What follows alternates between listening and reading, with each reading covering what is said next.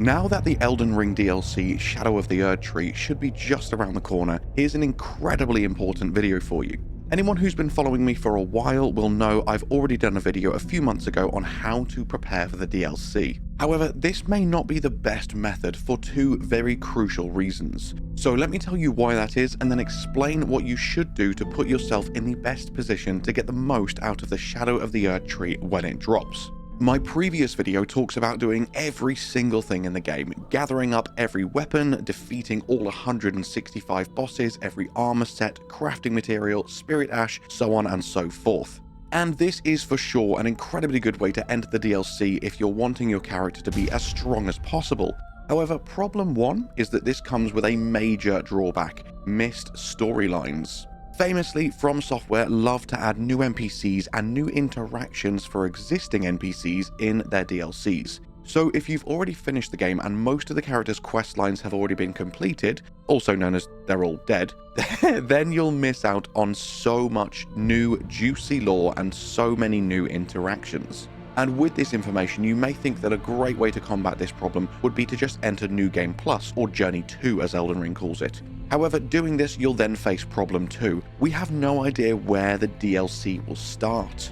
And because you are completely unset up and unprepared for it, all of your friends could be smashing through the DLC while you're trying to fumble through the first half of the game to get to where the DLC starts.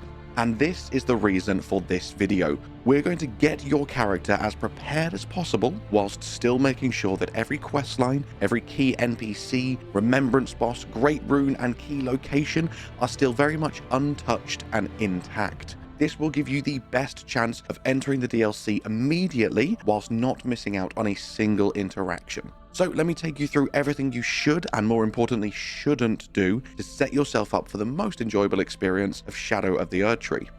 As you're starting out in Limgrave, obviously do what you'd normally do: clear out all the caves and dungeons, take out mini-bosses, grab loot, and don't miss anything important such as Physick tiers and crafting books. More on these topics later, but first something even more important. Feel free to interact with NPCs and start to progress their quest lines, but do not by any means progress them too far and risk missing something vital that may be added in the DLC.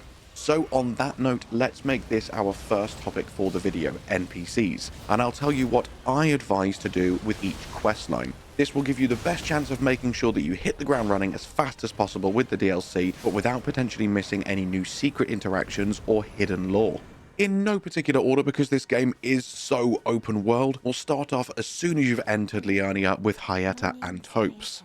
With Hyetta, feel free to speak to her and initiate her questline, but don't yet give her any Shabriri grapes. Feel free to collect any that you have access to, along with killing Vike and getting the fingerprint grape, but leave her here and do not start her questline. Actually, I'll pause the NPCs here for a second as we're talking about Hyetta, because this is the perfect location to explain to the few people here that might not know, you do not need to complete Stormvale Castle to get here into Liurnia.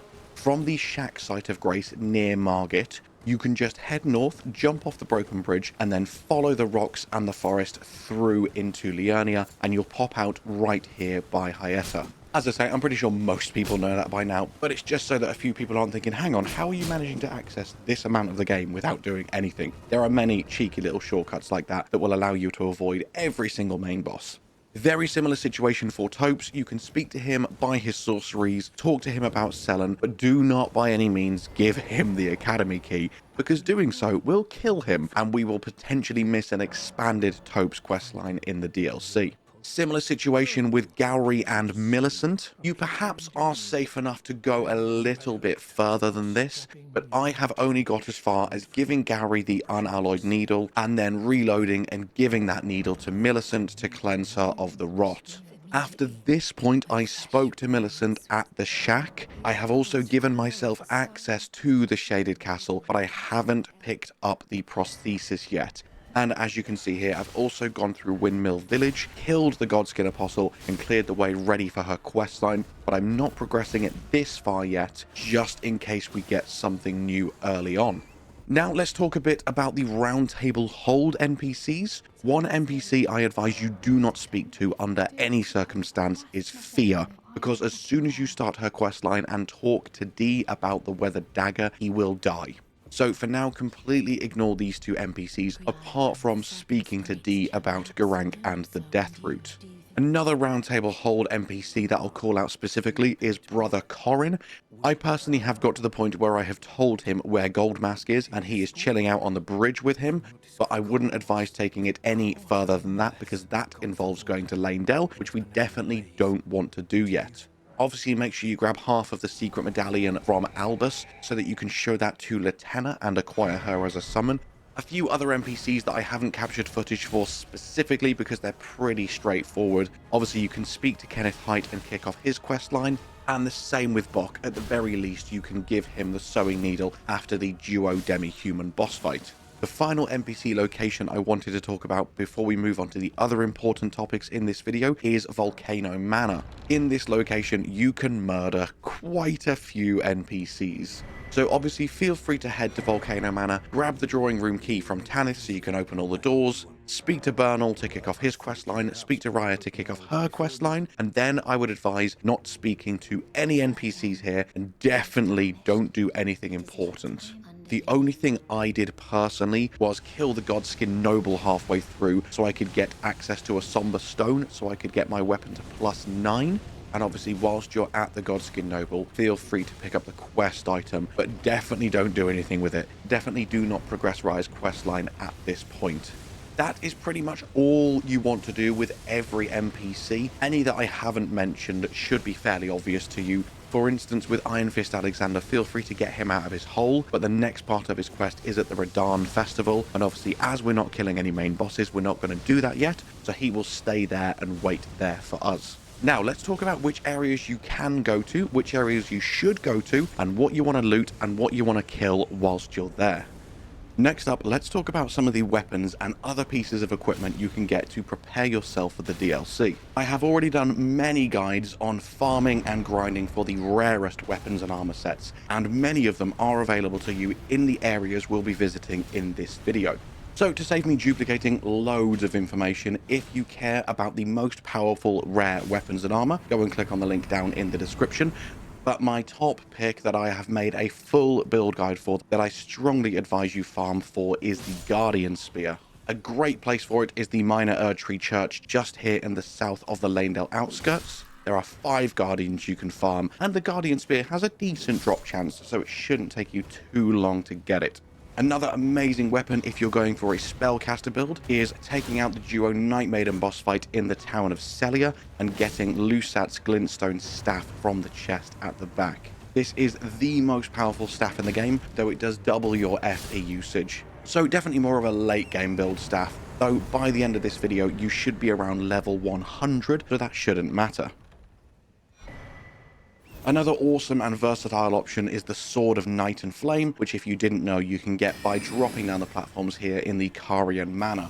I could probably spend the rest of the video just listing out all of the amazing weapons available to us, even just during the opening areas that we can access without killing a single main boss. But that would take ages. I'm sure you know the game well enough by now, so I'll talk you through some of the key things in each area, and you can go and grab your favorite weapons and armor once you've done watching the video.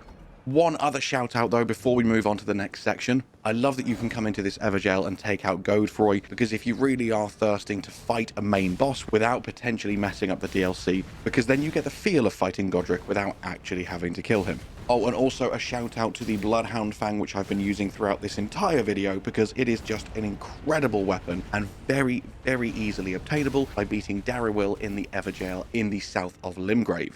Now, we've covered NPCs and questlines, we've covered weapons. Let's move on to some more of the really, really important things you definitely want to do.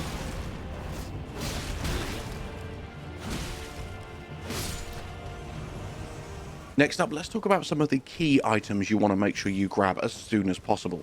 At the first camp you come across right at the start of the game, where you are first given Torrent by Melina, you can obviously go down into the chest room and grab the Whetstone, which will allow you to change your Ashes of War at Sites of Grace.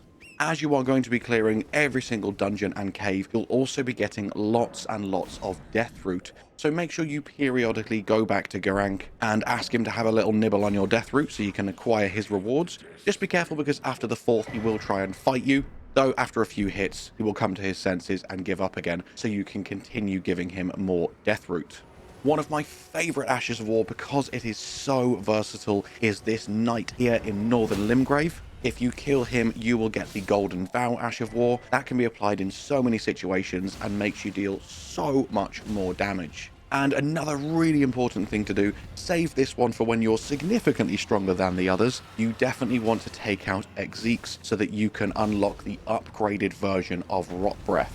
I was insanely happy with how well this boss fight went. I was only around level 65 at this point, but with the combination of the Dragon Wound Grease and my Physick, I absolutely destroyed him. I just wanted to leave this whole fight in and just talk over it a bit because I was so happy with how this fight went. And then obviously once he's dead, you've now got very easy access to the Dragon Communion Cathedral so that you can trade in all the dragon hearts that you've been gathering for some juicy dragon spells, including Exeek's own upgraded version of the Rot Breath.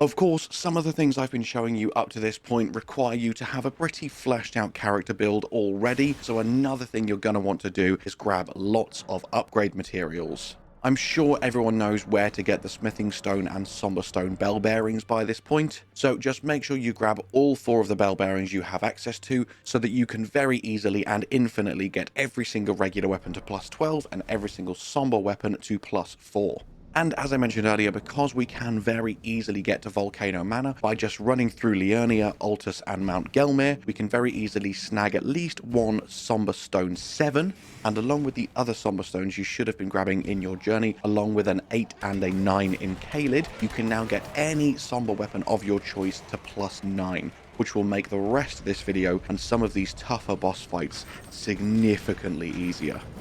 You'll be happy to hear we are nearly done. There are 3 more main things I wanted to call out so that you don't forget.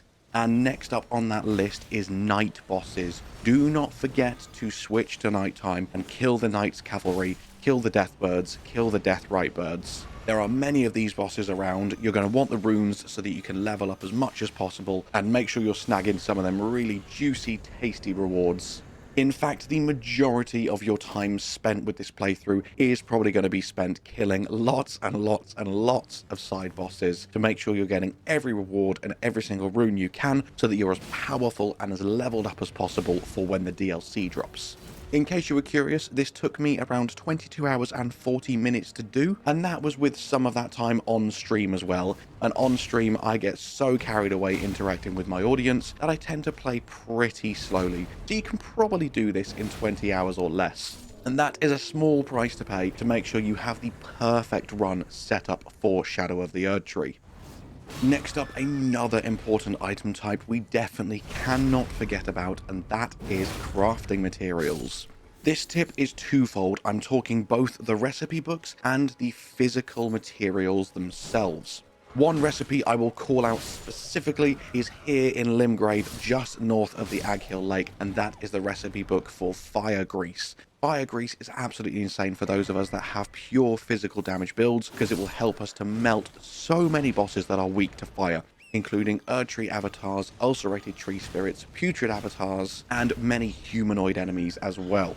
So make sure you're grabbing every single recipe book that you find as you're adventuring. Open every chest, scour every single nook and cranny, and just as importantly as this is visiting all of the merchants, because lots of merchants will also have the really vital recipe books that you need. And also some of them sell limited supplies of some really rare crafting materials, along with a few other really powerful items for you as well. And talking of crafting materials, one of the best places to go to farm these is of course Jarburg.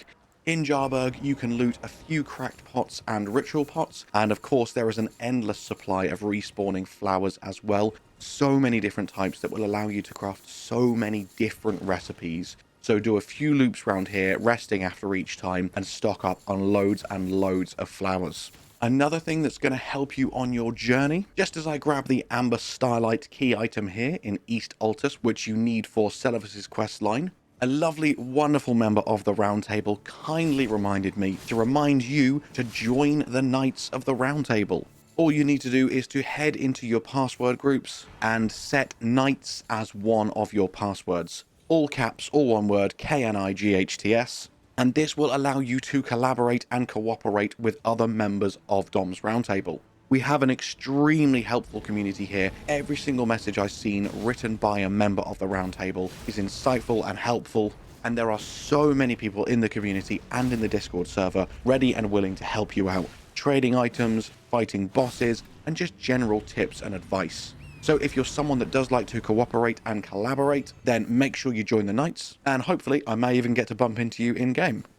We're coming up to the last couple of sections now, and this one is pretty self-explanatory, so I'll skim past it, but I wanted to leave it in just in case people forget. Do not forget to level up your Estus. Both the golden seeds to increase your amount of charges, and also the sacred tears to increase the effectiveness of them.